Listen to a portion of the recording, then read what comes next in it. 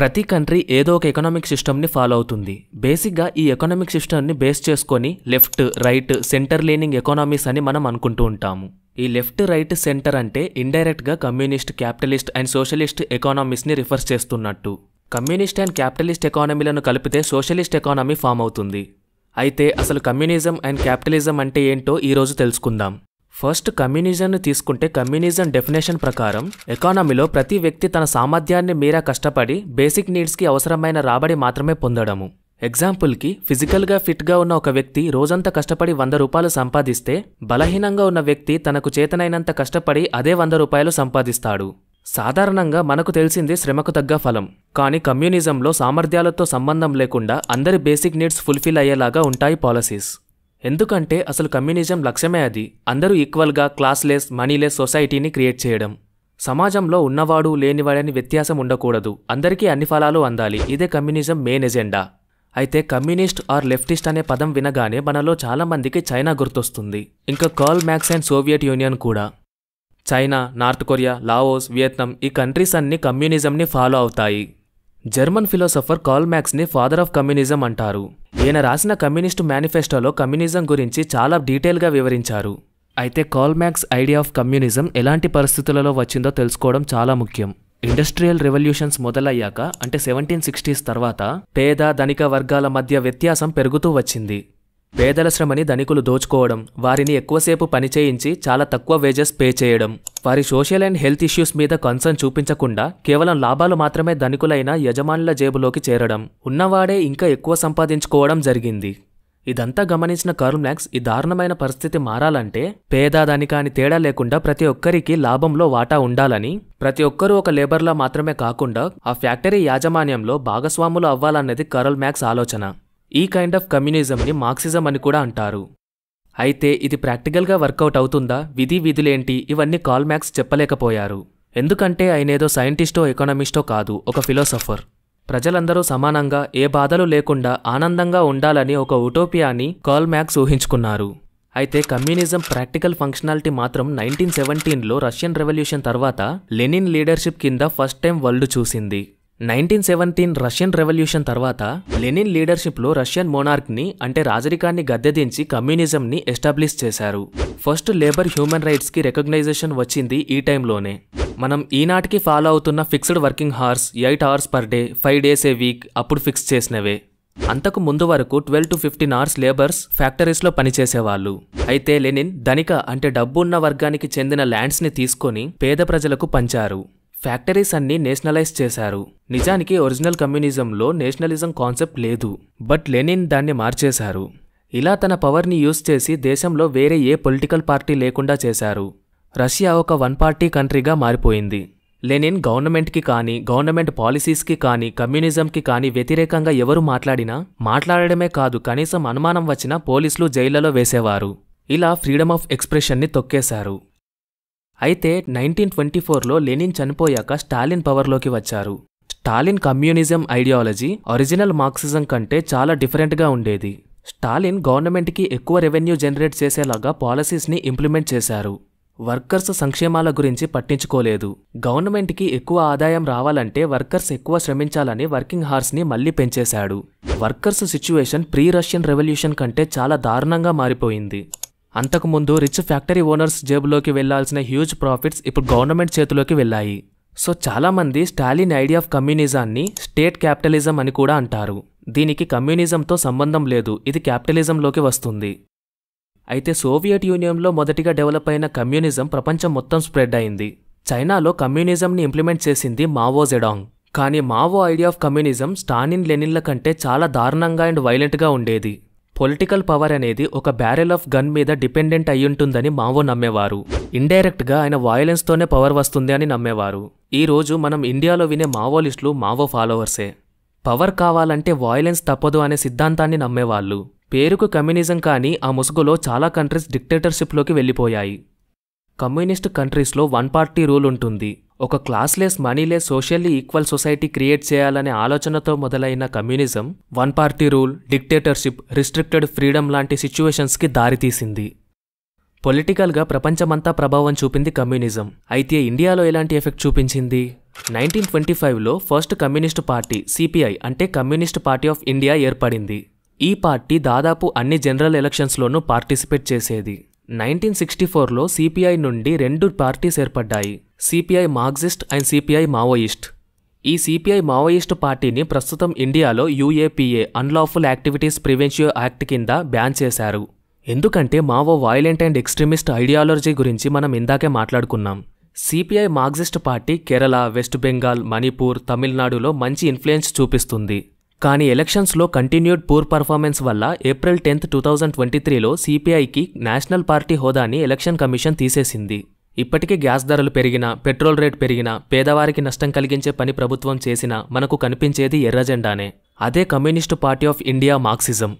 ఇక తర్వాత capitalism. Capitalism extreme rights mechanism. ఇది కమ్యూనిజంకి అపోజిట్. కమ్యూనిజంలో ఒక మనిషి తన సామర్థ్యం మేరకు శ్రమించి తన అవసరాల మేరకు మాత్రమే ఆదాయం పొందుతాడు. కానీ క్యాపిటలిజంలో ఒక మనిషి తన సామర్థ్యం మేరకు శ్రమించినా తన ఆదాయం మాత్రం అతని క్యాపిటల్ మీద అంటే పెట్టుబడి మీద మాత్రమే ఆధారపడి ఉంటుంది. ఒక ఫ్యాక్టరీ ఓనర్ అండ్ ఆ ఫ్యాక్టరీలో పనిచేసే వర్కర్లలో ఎవరి సంపాదన ఎక్కువ? ఖచ్చితంగా ఫ్యాక్టరీ ఓనర్దే. ఎందుకంటే అతడు అతని ఆస్తులను పెట్టుబడిగా పెట్టాడు కాబట్టి. అంటే ఒక మనిషి తన దగ్గర ఉన్న ఆస్తిని బట్టి అతని ఆదాయం లాభం ఉంటుంది. ధనికుడు మరింత ధనవంతుడిగా, పేదవాడు ఎప్పటికీ పేదవాడిగా ఉండిపోతారు. కమ్యూనిజం మనీలెస్ అండ్ ఈక్వల్ సొసైటీని క్రియేట్ చేస్తే క్యాపిటలిజం ఎక్స్ట్రీమ్ అన్ఈక్వల్ సొసైటీని క్రియేట్ చేస్తుంది. క్యాపిటలిజం రిచ్ ప్రైవేట్ ఇండివిజువల్స్ని ప్రమోట్ చేస్తుంది. ప్రొడక్షన్కి కావాల్సిన రిసోర్సెస్ అన్నీ ప్రైవేట్ ఓనర్స్ కంట్రోల్లోనే ఉంటాయి. క్యాపిటలిజం కమ్యూనిజం కంటే ముందు పుట్టిన కాన్సెప్ట్. ఆడమ్ స్మిత్ని ఫాదర్ ఆఫ్ క్యాపిటలిజం అని అంటారు. లిస్ట్ ఆఫ్ క్యాపిటలిస్ట్ కంట్రీస్ అని గూగుల్ చేస్తే ఈరోజు మనకి Australia, Singapore, United Kingdom, Hong Kong ఇలా కొన్ని కంట్రీస్ నేమ్స్ కనిపిస్తాయి. అయితే ఆడమ్ స్మిత్ ప్రపోజ్ చేసిన క్యాపిటలిజం అండ్ ఈరోజు మనం చూస్తున్న క్యాపిటలిజం వేరు. మార్క్సిజం నుండి మావోయిజం దాకా ఎలా అయితే కమ్యూనిజం చేంజ్ అయిందో, ఆడమ్ స్మిత్ ప్రపోజ్ చేసిన ఒరిజినల్ క్యాపిటలిజంకి ఈరోజు క్యాపిటలిస్ట్ కంట్రీస్ ఇంప్లిమెంట్ చేస్తున్న క్యాపిటలిజంకి చాలా తేడా ఉంది. ఆడమ్ స్మిత్ రాసిన ద వెల్త్ ఆఫ్ నేషన్స్ బుక్లో సమాజంలో ప్రతి ఒక్కరూ తమ సొంత ప్రయోజనాల కోసం చేసే పని వల్ల వాళ్ళ ఆర్థిక వ్యవస్థ మరింత బాగా పనిచేస్తుందని చెప్పారు. ఒక ఫ్రీ మార్కెట్లో అందరూ సెల్ఫ్ ఇంట్రెస్ట్ కొద్దీ పనిచేస్తున్నప్పుడు ఇన్విజిబుల్ మార్కెట్ ఫోర్స్ వల్ల ఎకానమీ ఇంప్రూవ్ అవుతుంది. దీన్నే ఆడమ్ స్మిత్ ఇన్విజిబుల్ హ్యాండ్ అంటారు. అయితే ఫ్రీ మార్కెట్ అంటే గవర్నమెంట్ ఇంటర్ఫియరెన్స్ ఉండకూడదు అని అర్థం. So capitalist economies government has no business to be in business అనే సూత్రాన్ని నమ్ముతాయి. సో ఇది ప్రైవేటైజేషన్కి పెద్దపీట వేస్తాయి. లేబర్ని కూడా ఒక క్యాపిటల్ లాగా మాత్రమే కన్సిడర్ చేస్తారు. కానీ ఆ ఫ్యాక్టరీ వల్ల వచ్చే లాభాలు మాత్రం కొంతమంది ప్రైవేట్ ఇండివిజువల్ ఓనర్స్ జేబులోకి చేరుతాయి. ఆడమ్ స్మిత్ ప్రపోజ్ చేసిన హెల్దీ కాంపిటీషన్ అన్ని చోట్ల కనిపించదు. హెల్దీ కాంపిటీషన్ ఉంటే కంపెనీలో కంటే సామాన్య ప్రజలకు ఎక్కువ లాభకరంగా ఉంటుంది. కానీ కొన్ని రోజుల్లో కొన్ని పరిస్థితుల్లో గవర్నమెంట్ ఇంటర్ఫియరెన్స్ లేనప్పుడు మోనోపోలీ వచ్చే అవకాశం ఉంటుంది. ఇదిలా ఉంటే క్యాపిటలిజం ఇన్ఈక్వాలిటీని ఎలా పెంచుతుంది? నిజానికి ఈరోజు మనం ఒక కార్పొరేట్ కంపెనీని తీసుకుంటే అందులో వర్క్ చేసే ఎంప్లాయీస్కి కొంత శాలరీ ఇచ్చేసి లాభాలు మాత్రం ఆ కంపెనీ ఓనర్స్ జేబులోకి వెళ్తాయి. స్టాక్ ఎక్స్చేంజెస్లో లిస్ట్ అయిన కంపెనీస్ అయితే ఆ కంపెనీ షేర్లు కొన్న ప్రతి ఒక్కరికి కంపెనీ లాభాల్లో కొంత వాటా వెళ్తుంది. అది ఆ కంపెనీలో వర్క్ చేసే ఎంప్లాయీ కంటే కూడా ఆ కంపెనీ షేర్స్ కొన్న వాడికి ఏ పని చేయకున్నా లాభంలో వాటా వస్తుంది. అయితే షేర్స్ కొనాలంటే డబ్బులు కావాలి. డబ్బు ఉన్నవాడు ఆ షేర్స్లో ఇన్వెస్ట్ చేసి మరింత ఎక్కువ లాభాలు సంపాదిస్తున్నాడు. దీన్నే మనీ బేగర్స్ మనీ అంటారు. అంటే డబ్బే డబ్బుని మళ్ళీ పుట్టిస్తుంది అని. ఇది కూడా క్యాపిటలిస్ట్ ఎకానమీలో భాగమే. అందుకే ఉన్నవాడికి లేనివాడికి మరింత వ్యత్యాసం పెరుగుతుంది. 1970స్లో ఈ కాన్సెప్ట్ మొట్టమొదటిసారి ఆడమ్ స్మిత్ ప్రస్తావించారు. అంతకుముందు పొలాల్లో పనులు చేయించి పంటలు అమ్ముకునే వ్యక్తులు ఉండేవారు. ఇండస్ట్రియల్ రెవల్యూషన్ తర్వాత వర్కర్స్ని అత్యంత దారుణమైన పరిస్థితులలో పనిచేయించేవారు. ఒక ప్రైవేట్ ఓనర్ ఫోకస్ అంతా అతనికి వచ్చే లాభాల మీద మాత్రమే ఉండేది. తక్కువ కూలీ ఇచ్చి ఎక్కువ పని చేయించడం, ఇలాంటి దుర్భరమైన పరిస్థితులను చూసిన కార్ల్ మార్క్స్ క్యాపిటలిజంని ఎదిరించాలని వర్కర్స్ అందరూ కలిసి ఉద్యమించి మోనార్కీని గద్దెదించి అందరికీ సమాన హక్కు, సోషల్లీ ఈక్వల్ సొసైటీని క్రియేట్ చేయడం కోసం కమ్యూనిజంని ప్రపోజ్ చేశాడు. ఈరోజు మనం చూసే కమ్యూనిజం, క్యాపిటలిజం రెండూ ఆపోజిట్గా కనిపిస్తాయి. కానీ curl Marx and Adam Smith ఒకరికొకరు విరుద్ధులు కాదు. నిజానికి వాళ్ళిద్దరు సమాజానికి మేలు చేసి మనిషి సంపన్నంగా సంతోషంగా ఉండే కాన్సెప్ట్స్ని వారి టైంలో ప్రపోజ్ చేశారు.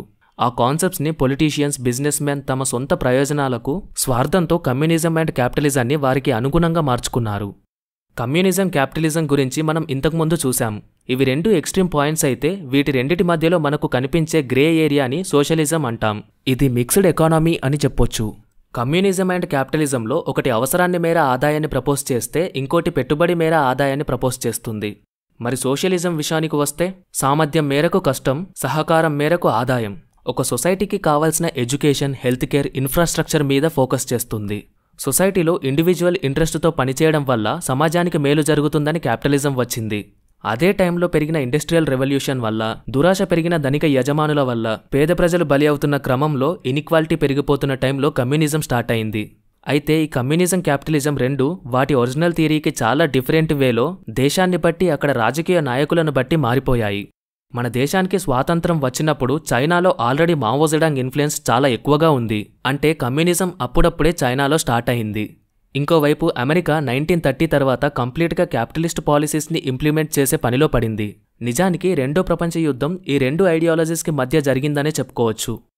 ఒకవైపు కమ్యూనిజం, ఇంకోవైపు extreme capitalism. Extreme capitalism effects డైరెక్ట్గా మనం మన దేశంలో బ్రిటిష్ పాలనలో చూసాం. కాబట్టి దానికి ఎగనిస్ట్గా కమ్యూనిస్ట్ కంట్రీస్ని జాయిన్ అవ్వాలి అనే డిబేట్ మన నేషనల్ లీడర్స్ మధ్యలో వచ్చినా గానీ జవహర్ లాల్ నెహ్రూ ఇంకొంతమంది నేషనల్ లీడర్స్తో కలిసి సోషలిజంని చూస్ చేశారు. Indian national leaders Mahatma Gandhi, Subhash Chandrabose, Bhagat Singh, Jawahar Lal Nehru వీళ్ళందరూ మన దేశానికి సోషలిజం అయితే బెటర్ అని భావించారు. మొట్టమొదటి ప్రధానమంత్రి అయిన Jawahar Lal Nehru ONGC, BHEL, ISRO, DRDO, NSSO, IITs, IIMs ఇలా ఎన్నో పబ్లిక్ సెక్టార్స్ని స్థాపించారు. ఇలా స్థాపించడం వెనుక సోషలిస్ట్ ఐడియా ప్రభావమే ఉంది. అయితే కమ్యూనిజం, క్యాపిటలిజం లాగా సోషలిజం కూడా ప్రపోజ్డ్ థియరీ నుండి పక్కకు జరిగింది. దాన్ని నెహ్రూ సోషలిజం అన్నారు. అంతవరకు బ్రిటిష్ వాడి పాలనలో ఎక్కువ శాతం జనాభా పేదరికంలో కూరుకుపోవడం, నేషనల్ అసెట్స్ లేకపోవడం వల్ల సొసైటియల్ డెవలప్మెంట్కి తక్కువ ప్రాధాన్యం ఇచ్చారు నెహ్రూ. ఈనాడు ఇస్రో, డిఆర్డీఓ మన దేశానికి ఎంత పెద్ద అసెట్స్గా నిలిచాయో మనందరికీ తెలుసు. అయితే జవహర్ లాల్ నెహ్రూ గారి తర్వాత వచ్చిన లాల్ బహదూర్ శాస్త్రి గారు కూడా నెహ్రూ సోషలిజంనే కంటిన్యూ చేశారు. ఇందిరాగాంధీ హయాంలో ప్రైవేట్ ప్లేయర్స్కి ఒక రకంగా చుక్కలు కనిపించాయనే చెప్పొచ్చు. Banking sector, coal mines, insurance సెక్టార్ని నేషనలైజ్ చేయడంతో పాటు ప్రైవేట్ కంపెనీస్కి ఓవర్గా రెగ్యులరైజ్ చేయడంతో ప్లస్ 1971లో బంగ్లాదేశ్ లిబరేషన్ వార్ వల్ల national economy growth slow down అయ్యింది. ప్రపంచమంతా గ్లోబలైజేషన్ జరుగుతుంటే మన ఎకానమీ మాత్రం స్లో ఎకానమీగా మిగిలిపోయింది. అలా ఫైనాన్షియల్గా 1991లో అప్పటి finance minister doctor Manmohan Singh suggestion మేరకు ఆనాటి ప్రైమ్ మినిస్టర్ పివి నరసింహారావు గారు ఎకనామిక్ రిఫార్మ్స్ని చేపట్టారు. లిబరలైజేషన్, ప్రైవేటైజేషన్, గ్లోబలైజేషన్ ఇవి మన ఇండియన్ ఎకానమీలో భాగమయ్యాయి. లిబరలైజేషన్ ద్వారా అంతవరకు గవర్నమెంట్ డిసైడ్ చేసే ప్రొడక్షన్ ఫ్యాక్టర్స్, ప్రొడక్షన్ లిమిట్స్లో ఈజ్ వచ్చింది. మ్యానుఫ్యాక్చరర్స్ సప్లై డిమాండ్ని కంట్రోల్ చేసుకునే ఆప్షన్ దొరికింది. ప్రైవేటైజేషన్ ద్వారా ప్రైవేట్ ప్లేయర్స్ పబ్లిక్ సెక్టార్స్లో ఇన్వెస్ట్ చేయడం వల్ల క్యాపిటల్ పెరిగింది. టెలికాం, ఏవియేషన్ ఇండస్ట్రీస్లో ప్రైవేట్ ప్లేయర్స్ చేసిన కాంట్రిబ్యూషన్ గురించి మనకు తెలిసిందే.